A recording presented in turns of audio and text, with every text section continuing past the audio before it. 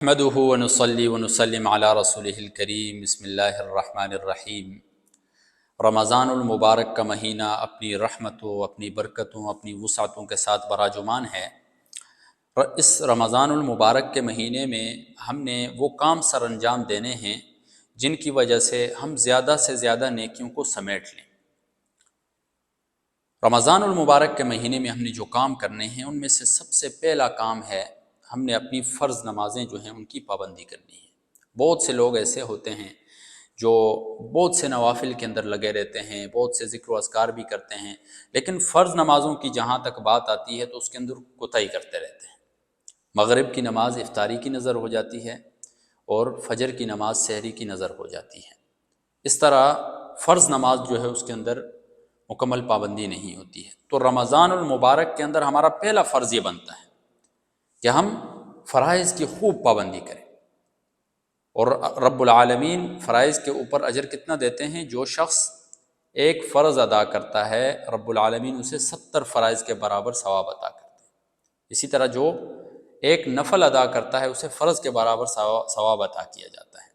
تو پہلی چیز تو یہ ہے کہ ہم رمضان المبارک کے مہینے کے اندر جتنی بھی فرض نمازیں ہیں ہمارے اوپر، 5 وقت باجماعت نماز جو ہے ہم کوشش کریں باجماعت نماز ادا کریں اور ہم سے جماعت سے نماز فوت نہ ہو۔ دوسرا کام ہم نے کرنا ہے قرآن مجید کی تلاوت۔ میرے بھائیو، سب سے بہترین ذکر جو ہے وہ قرآن ہے۔ یہی قرآن جسے جبرائیل امین لے کر آئے تو فرشتوں کا سردار بنا دی۔ یہی قرآن محمد الرسول اللہ صلی اللہ علیہ وسلم پر نازل ہوا تو اسے امام الانبیاء بنا دی۔ اسی طرح جو شخص اس قرآن کو اپنا بچھونا بنا لے گا، اس قرآن کے ساتھ اپنا تعلق جوڑ لے گا تو رب العالمین اسے خیر الناس، لوگوں میں سے بہترین شخص بنا دیں گے۔ تو اگر آپ بھی چاہتے ہیں کہ آپ رمضان المبارک کے مہینے میں زیادہ سے زیادہ نیکیاں کریں تو فرض نمازوں کے بعد جو دوسرا کام ہے وہ تلاوت کلام پاک ہونی چاہیے۔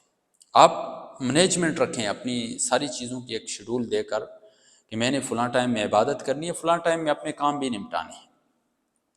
اور علماء کرام آسان سی ترتیب بتاتے ہیں رمضان المبارک میں تلاوت کی، کہ اور آپ کو اگر اسپیشلی ٹائم نہیں ملتا ہے تو جب جب آپ نماز کے لیے آتے ہیں تو ہر نماز کے بعد جو ہے ایک 10 منٹ 12 منٹ 15 منٹ آپ دے دیں۔ اس طرح آپ قرآن مجید کا کسی ایک سپارے کا تھوڑا سا حصہ ایک نماز میں پڑھ لیا، تھوڑا سا حصہ دوسری میں پڑھ لیا، تھوڑا سا تیسری میں پڑھ لیا، اس طرح دن میں آپ کا ایک سپارہ ہو جائے گا، اور رمضان المبارک کے اندر آپ قرآن مجید کی تکمیل بھی کر لیں گے تلاوت کے ساتھ۔ جہاں رب العالمین ایک حرف کے اوپر 10 نیکیاں دیتے ہیں۔ رسول اللہ صلی اللہ علیہ وسلم کی حدیث کا مفہوم ہے، فرماتے ہیں کہ الف لام میم، میں نہیں کہتا ہوں کہ الف لام میم پورا ایک حرف ہے، بلکہ الف الگ حرف ہے، لام الگ حرف ہے، میم الگ حرف ہے۔ الف کے اوپر الگ سے 10 نیکیاں مل رہی ہیں، لام کے اوپر الگ سے، میم کے اوپر الگ سے۔ یعنی جو شخص صرف الف لام میم کی تلاوت کرتا ہے رب العالمین 30 نیکیاں عطا کرتے ہیں۔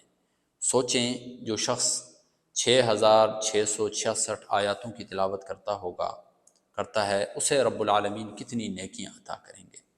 تو کوشش کریں میرے بھائیوں، دوستوں، بزرگوں، جہاں آپ کے اور معمولات بنے ہوئے ہیں ان میں آپ ان 2 چیزوں کو بہت زیادہ اہمیت دیں، ترجیح دیں باقی کاموں کے اوپر۔ اللہ رب العزت سے دعا ہے کہ اللہ رب العزت عمل کی توفیق